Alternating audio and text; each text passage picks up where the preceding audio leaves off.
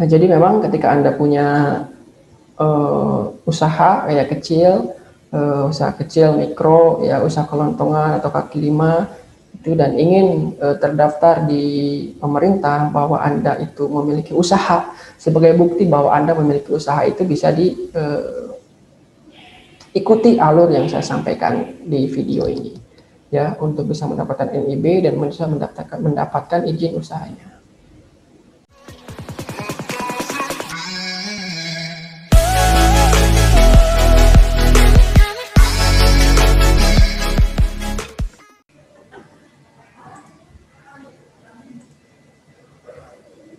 Oke, jadi pertama adalah Anda harus punya email yang aktif ya, yang bisa digunakan dan yang bisa dibuka.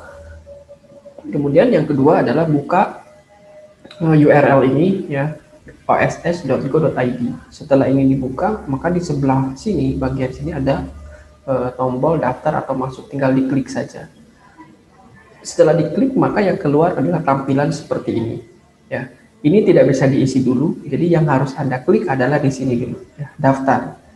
Daftar, kemudian ini diklik. Setelah itu diklik, maka akan keluar tampilan atau interface seperti ini. Nah, di sini ada dua pilihan, ada KTP, ada paspor. Ini boleh isi KTP, boleh isi paspor, terserah. Ya, kalau diisi KTP, maka di sini harus diisi NIK-nya. Ini defaultnya dari OSS. Kemudian ini diisi tanggal lahir sesuai KTP, ya. Kemudian nomor selulernya berapa, nomor HP, dan alamat email yang aktif. Ya, jangan alamat email yang tidak aktif atau tidak bisa digunakan.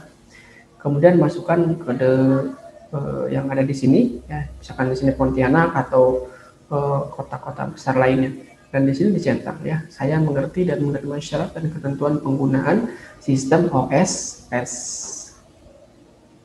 Oke, setelah ini diisi ya, dicentang, kemudian selanjutnya adalah si OSS itu akan mengirimkan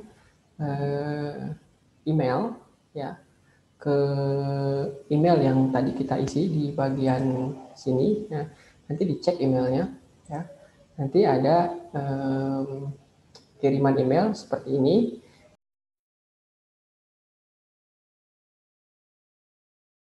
Ya, harus verifikasi dan juga harus ya, setelah verifikasi, kemudian email kedua adalah email mengirimkan password ya.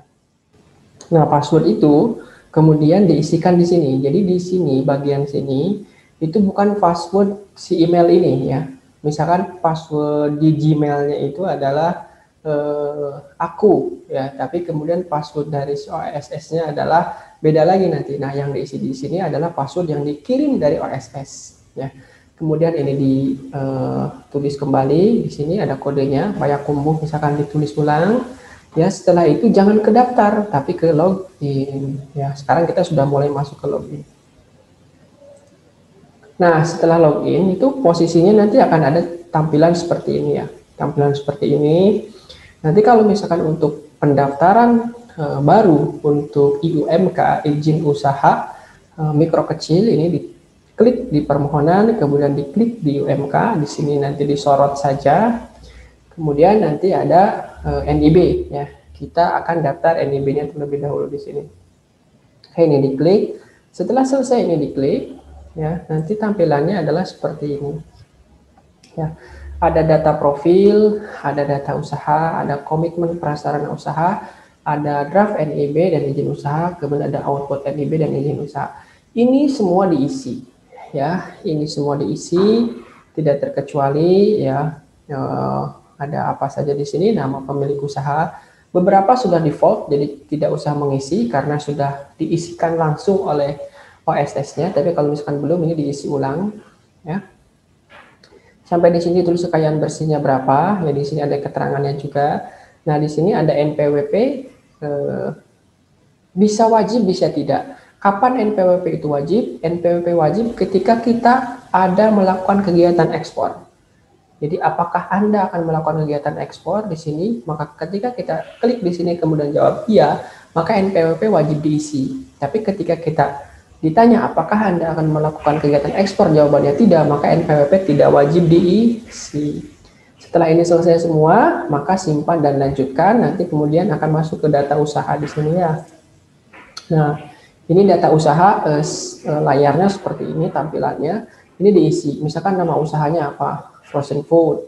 NPWP usaha ini dikosongkan saja, tidak ada masalah kalau misalkan kita tidak melakukan kegiatan ekspor impor. Ini KBLI-nya dipilih, KBLI-nya apa yang sesuai dengan nama usahanya, ya. Karena misalkan saya yang isi adalah frozen food, maka di sini adalah KBLI-nya adalah KBLI 56I ya, penyediaan makanan dan minuman. KBLI itu apa? KBLI itu adalah klasifikasi baku lapangan usaha Indonesia. Ya, ini bisa diklik di sini ada keterangannya. Kemudian dipilih KBLI 5 digitnya apa yang sesuai ya, yang relevan. Kalau di sini penyediaan makanan, maka di sini ada restoran. Pilihannya ada di bagian sini, silakan dipilih. Jadi kalau kita IUMK, pilihlah KBLI yang memang itu adalah usaha mikro dan kecil ya. Jangan sampai nanti diisi adalah pertambangan, kemudian industri-industri besar. Jangan, itu bukan IUMK ya.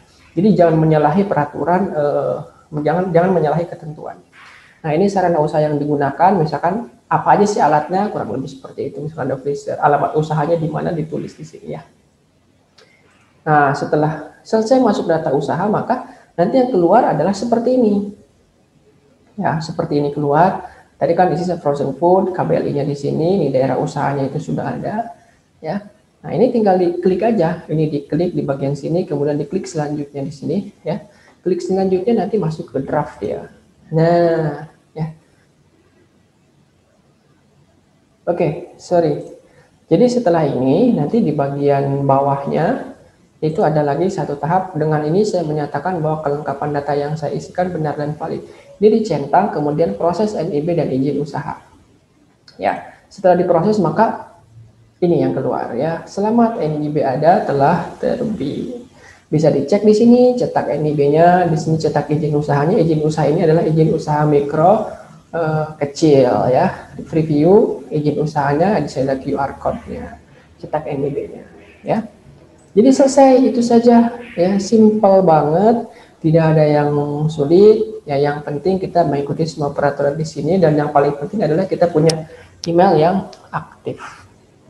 Ya, sekarang Anda sudah, meskipun Anda usahanya adalah usaha kelontongan, misalkan dia usaha kaki lima, kalau misalkan memang ada bantuan dari pemerintah yang mengharuskan Anda punya NIB dan punya izin usaha mikro kecil, itu bisa diisi lewat OSS ini. Ya, bisa cetak NIB-nya, bisa cetak izin usahanya, bisa disampaikan kepada pemerintah setempat, ya, misalkan ke kelurahan, misalkan ke kecamatan, kita sudah punya izin ini, ya mudah-mudahan nanti bantuan dari pemerintahnya bisa cair. Jadi itu saja, jadi simpel semuanya, tidak ada yang sulit. Ya, semuanya sangat mudah, semuanya sudah difasilitasi di OSS ini. Sampai ketemu lagi di video berikutnya. Kalau misalkan ada yang tidak mengerti dan ingin ditanyakan, silahkan ditanyakan di kolom komentar. Assalamualaikum.